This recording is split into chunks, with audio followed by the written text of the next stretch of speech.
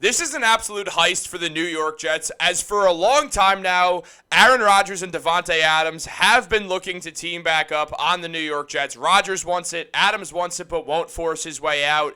And now, with all the rumors circling, that now could be the time for Davante to get traded off of the Raiders for just their poor play. Matt and I are going to break it down. So what's up, guys? Welcome back to Jets Digest. There has been a mock trade for Davante Adams going to the Jets in a 3-team trade that's pretty wild.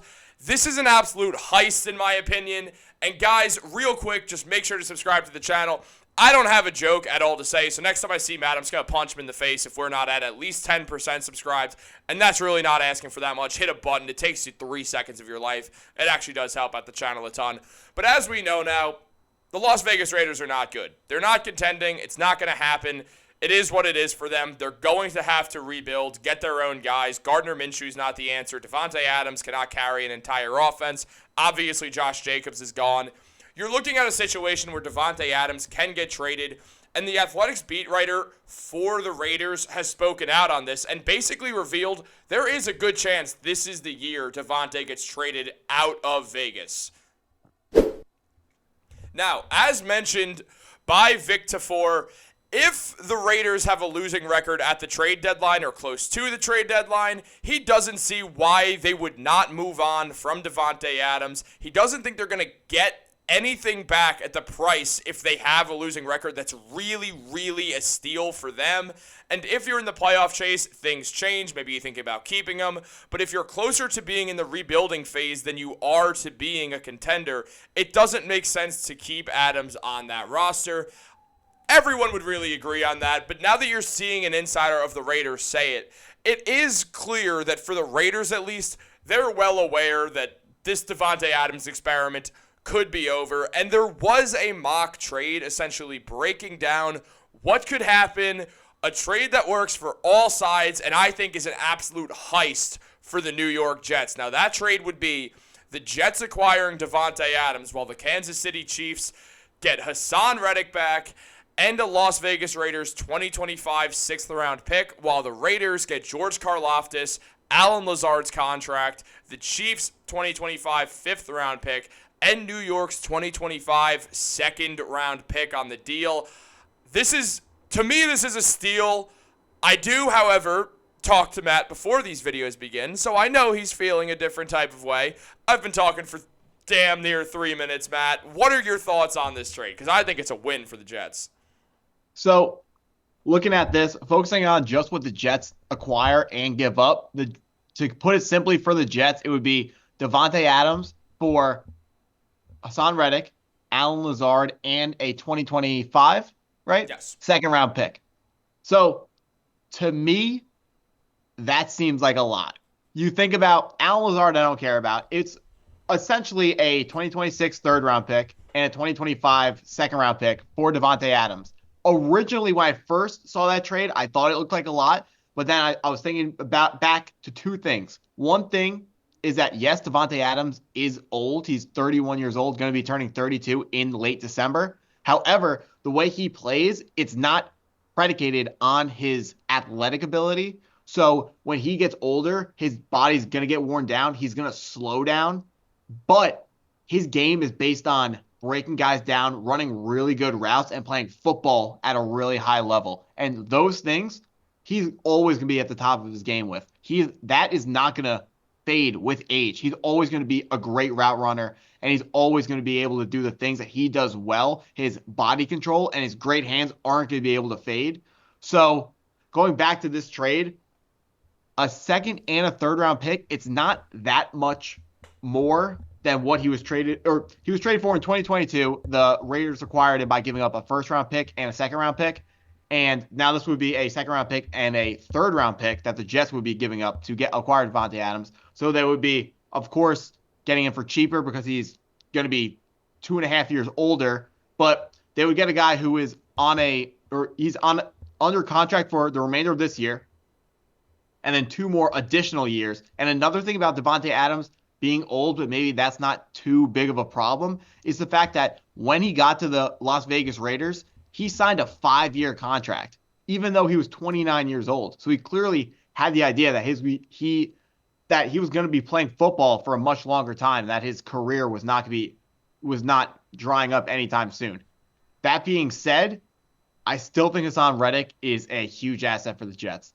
Will McDonald has looked phenomenal this season, but five sacks or 5.5 sacks, however many he's had during 3 games, it seems too good to be true out of a guy like Will McDonald. So I really feel like the Jets are really going to need Hassan Reddick to come back and play for us, although one word I want to be careful about using is need, because what feels so good to say about the Jets for the first time in years is the fact that I don't think the Jets need anything, because it's now just wants and how do you put together the best roster possible. So if Hassan Reddick was to play for the Jets this year, there's a good chance that he would be playing under that $15 million per year salary, which would be a steal for a player that is going to be as productive as Hassan Reddick hypothetically would be with the Jets. Now, the problem with Hassan Reddick is he's shown that he just doesn't seem to be that interested in playing for the Jets this year, and he looks like he's going to try to hold out the whole season. Maybe, actually, what do I know? Maybe, Chris, maybe he holds out for the rest of the season. Maybe he comes back tomorrow.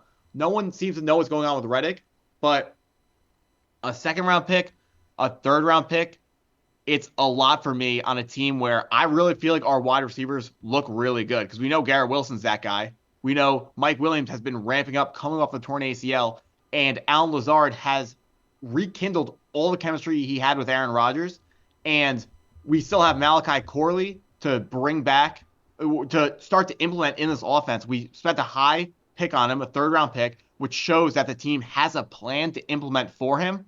And so far, through 2 weeks, we have not seen that plan yet. But I promise you guys, there is definitely a plan for Malachi Corley, and we're going to see that. Maybe not in the next few weeks, but over the next couple of months and the next year, we will see an implementation plan for Malachi Corley. He's going to add something else to the Jets offense. So for what the Jets offense already has, I don't want to give up the second-round pick and Hassan Reddick, because Hassan Reddick is a piece that is still important, maybe not necessarily a super high need, but still something important for the defense to get better. And that second-round pick, maybe we can get a rookie who's super talented, but even forgetting about rookies, I feel like there are better ways to spend a second-round pick should we need it, instead of adding to a wide receiver room that has already looked great this year. Yeah, I mean, the wide receiver room does look great.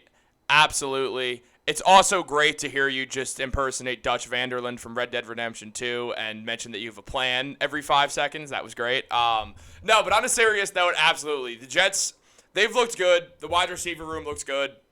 I don't think Hassan Reddick's coming back. I don't believe that he's actually going to come back. I think he'll come back eventually when the Jets trade him, just to spite the team. That's what Hassan seems like he's interested in doing. It makes no sense that Hassan Reddick doesn't want to play for a team where he'd be winning, where he's in the spotlight. The Jets have so many games that are primetime this season. It's so many that it's bothersome to me when I'm looking at it. It's a Sunday. I'm like, nope, the Jets play on Monday. The Jets play on Thursday. Going out for a nice Sunday afternoon football game. Nope, Jets on at 8:30. There's so many primetime games for the Jets. So obviously I am happy that the Jets are on primetime, don't get me wrong.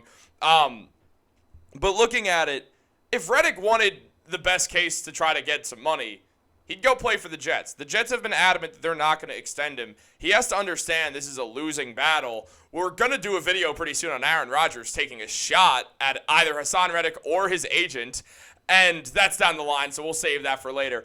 But looking at Hassan, I don't see him coming back to this Jets team. I understand it's a weird decision. It seems objectively like the wrong call for Reddick, but that seems like what's going to happen, because there has been no noise on him whatsoever, to the point where it just makes no sense to keep holding on to him. Now, maybe if he got traded to the Chiefs, who have Patrick Mahomes and are objectively, as of right now, the best team in football over the first few weeks, maybe he's like, okay, well, this team's going for a three-peat. They will certainly pay me if I come out here and give them some edge rushing, some true quarterback sacking. What do you want to say? You want to jump in? The problem is I don't know what Hassan Reddick is looking for. Like, the Jets are a good team, and they can pay him a lot of money, but this, you know what? I'm not going to say I don't know what he's looking for, because I think what is pretty clear what he's looking for is he's looking for a contract that is going to probably haunt whichever team gives it to him. Yeah. He's trying to, like, what he's trying to do is it feels like he's trying to come in and ruin a franchise. Like, Yeah. it's really like we stuck out our necks for this guy and made a trade for him, and he was all nice and buddy buddy before the trade, and he was saying all the right things in all his press conferences, and now he is nowhere to be found, and it's so frustrating. It's definitely frustrating to watch Hassan Reddick go out there. And that is why when I was playing NBA 2K on Saturday morning, I got matched up with Hassan Reddick, weirdly enough, complete coincidence. And then I yelled at him saying, Hassan, get on the field. What are you doing? I felt kind of bad about it after because I'm like, I guess it's not exactly my business. But also, I host the Jets YouTube channel, so it's kind of my business, Hassan. So go out there and get on the field so the Jets can be better at football. Or make yourself useful and get traded to the Chiefs so the Jets can bring in Davante Adams. It's a lot to give up for Adams. Don't get me wrong. But it just adds another dynamic receiver who is going to be able to help this team more than Hassan Reddick, because Hassan seems like he has no interest in helping the Jets whatsoever. Adams does. And yeah, you're giving up a pretty high pick for Adams. He's a good player. He's still a really good wide receiver. The Raiders are very aware that the Jets want to have Davante Adams on their team. The Jets explored a Davante Adams trade last trade deadline when Rodgers was out for the season and they were running with Zach Wilson. So it's not even like Adams would have been super thrilled in that moment to be on the team. He'd just be waiting for his homie to get back.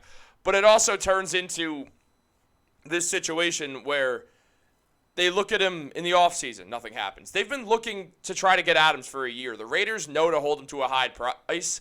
The Jets are, at some sense, going to have to bend to this because there's probably some motivation by the Raiders to look at every single team that's going to throw you an offer at Adams. And you never know when a team out of nowhere is just going to decide to overpay for him, whether it makes sense or not. I think this is a fine trade for the Jets. I think it's a complete win. That's why I said it's a heist. It's a complete win for the Jets. It's not just fine. This makes the Jets a better football team, and in my eyes, this makes them more likely to host the Lombardi Trophy at the end of this season. To me, that's what matters most for the Jets. I know you feel the same way. I'm not saying you don't. I'm more just saying I do think we're not going to see Hassan Reddick play this year on the Jets.